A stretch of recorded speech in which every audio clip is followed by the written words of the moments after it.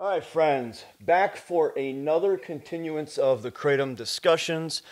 Today, I'm going to address one of the most commonly asked questions that I receive at least every week, if not every few days, and that is, what is the best or what is your favorite KRATOM for pain relief or as an analgesic? That question comes in many forms. I get people asking me, what should I use to replace my anti-inflammatory meds? What should I use in place of my pain meds? What should I use to withdraw from my pain meds? I mean, it comes in so many different forms. But again, as I've mentioned many times, the reality is that KRATOM affects us all individually. KRATOM does attach to our opioid receptors. There are so many variables involved in that. Some of those things that come into play are whether you take other substances that attach to the opioid receptors, whether you take SNRIs or SSRIs.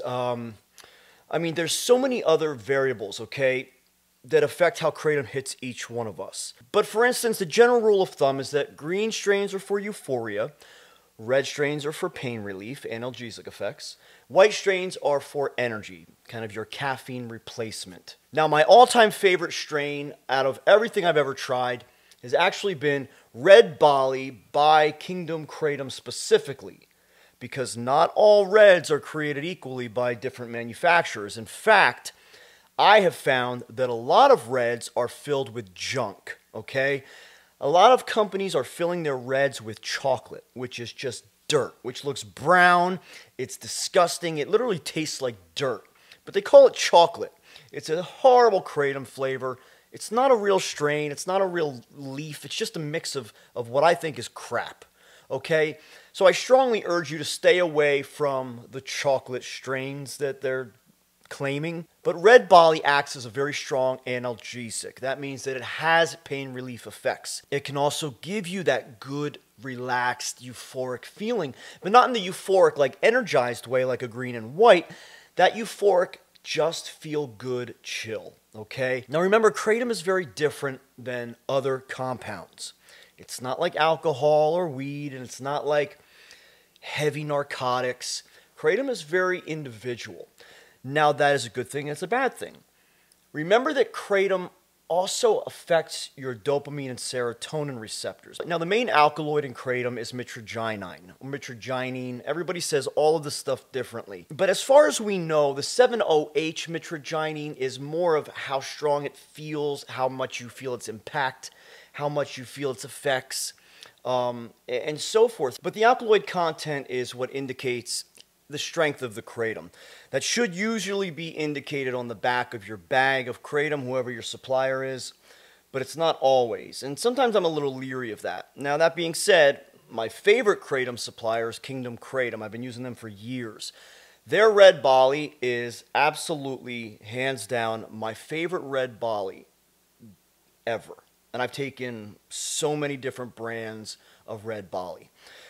In my opinion, when you open up your bag of Red Bali, the more brown that it looks, the more fillers I believe it contains. The more green it looks, while you might think that is more of a green strain, if you compare it to a green strain, it's not the same looking green powder. Now again, I take powder. I haven't taken capsules in years because the efficacy just changes. And for me, I just prefer taking powder. Now when you taste the red, if you're taking a powder, it should taste bitter, but it shouldn't taste dirty. It shouldn't taste bland and nasty. It will have a strong bitterness to it. That is a good red. Now, Red Bali provides a really great relaxation effect. And that is certainly one that I would recommend for people looking to not necessarily replace your SSRI or SNRI. And for those who don't know what those are your antidepressant, anti-anxiety medicines. Now, SSRI stands for Selective Serotonin Reuptake Inhibitor. SNRI stands for Serotonin Norepinephrine Reuptake Inhibitor. Now, mechanically, those are two different categories of drugs. The end goal is similar, but the way that they attack is different. We'll get into that in another video. So those looking to take KRATOM in this is very dangerous. In replacement of their anti-anxiety, antidepressant medication. A red Bali or red Meng Da would do very well. Because although kratom mainly hits the opioid receptors, it also attaches to serotonin and dopamine receptors in a minimalistic way. But in my 8 years of taking it, I think there's a lot more to that I'm not ready to get into yet. That's part of what I'm studying. Kratom and its effect on dopamine, serotonin, and norepinephrine especially, these neurotransmitters. But let's get back to Red Bali. Red Bali by Kingdom Kratom has always served me well. I've never had a bad batch. I've never had a bad experience. I've never felt like Kingdom Kratom was filling their Red Bali with fillers or garbage. I have had many Red Bali bags from other companies where I've opened it and I felt like it was just a chocolate. It was just a brown bag of dirt, and it was disgusting, and I didn't feel its effects. So that tells you something. Now remember, please take Kratom wisely, please take Kratom carefully, and please take Kratom respectfully. It is not just something that you should just start taking on a whim, because there are dangers associated with it. But as I always point out, I am a very strong Kratom advocate. I do not want to see Kratom become a controlled substance. There is no reason for that. No reason whatsoever. Kratom should be available to everyone everywhere because it is amazing. That being said, please go watch my other videos on Kratom where you'll find a lot more information about some of its dangers, about some of its potential habit-forming effects. It will latch onto you like a ball and chain if you're not careful. And then you have a whole nother group of people on YouTube who are searching frantically on how to quit Kratom, how to break that ball and chain. So don't get to that point. So guys, that should answer many questions that I've gotten as far as what my favorite Kratom for pain relief is. I still love Red Bali.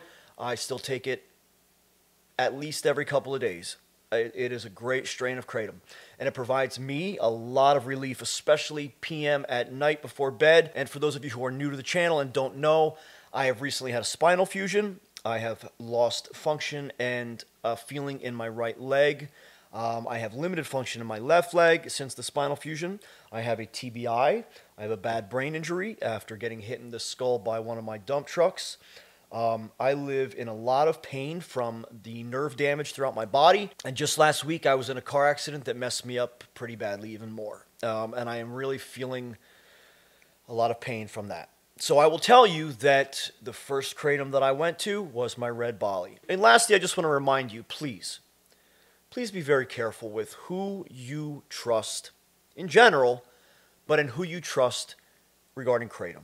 There's a lot of bad information out there. There's a lot of incorrect information out there. There's a lot of keyboard warriors who Google everything and then think they know everything, okay?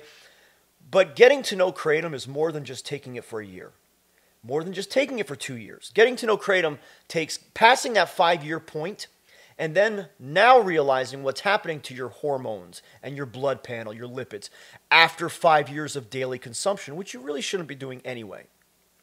But for some of us, that is the best option, rather than taking handfuls of ibuprofen, mounds of opioids, narcotics, and handfuls of gabapentin. All right, Kratom is a huge blessing that we need to make sure that we respect. But that being said, be careful who you trust and be careful who you listen to, because a lot of the guys on YouTube, including some of the ones that say that they know everything about Kratom, they're the ones putting out the wrong information, okay? There's some big guys associated with Kratom in the bodybuilding community who really don't know jack shit about Kratom. Be very careful. A lot of people are just morons. All right, everyone. Thanks for watching. I'll catch you in the next video.